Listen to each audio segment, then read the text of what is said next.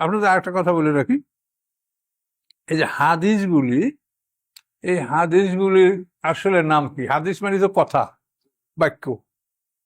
হাদিসগুলিকে বলা হয় খবর।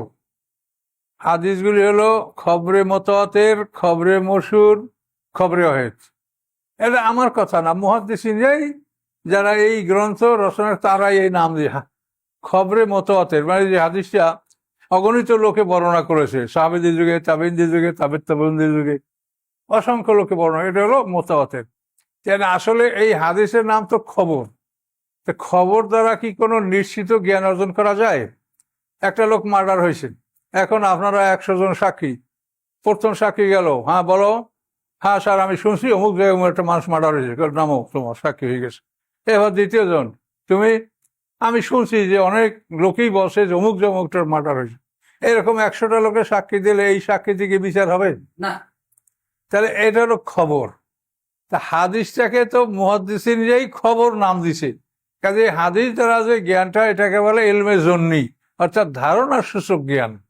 আর কোরআনকে আল্লাহ বলছেন হক্কুল ইয়াকিন, ইন্নাহু লা হক্কুল ইয়াকিন, সূরা আল-কায়েদা। হক্কুল ইয়াকিন মানে নিশ্চিত সত্য। তাহলে কোরআন হচ্ছে নিশ্চিত সত্য, এবং হাদিস দ্বারা আপনি একটা ধারণাজনিত জ্ঞান আপনি অর্জন ধারণা করতে পারেন। এইটা দ্বারা তো কোরআনের সাথে মোকাবেলা করা যায় না। কিন্তু এই যে আলেম ওলামা শিক্ষা ব্যবস্থা, এটা শিক্ষার ত্রুটি, এগুলো দোষ দিয়ে তো লাভ নাই।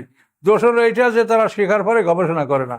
আমাদেরকে এইটা বড়, এই হাদিসটা কোরআনে মেলে না, যেটা এই ব্যাখ্যা, এইটা ওই ব্যাখ্যা, এইটা তাআরুজ, এইটা সমাধান। তাআরুজ মানে কেন পরস্পর বিরোধী, তারপর দফে তাআরাজ, এটা আবার সমাধান, এইভাবে কইরা কইরা মানে হাদিস ঠিক আছে।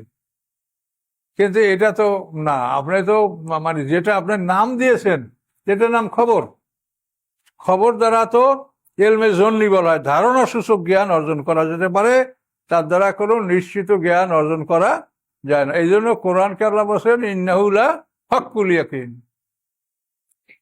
নিশ্চয়ই নিশ্চিত সত্য। হক মানে কোরআন হক, এবং একটি নিশ্চিত মানে কোরআন হলো নিশ্চিত সত্য।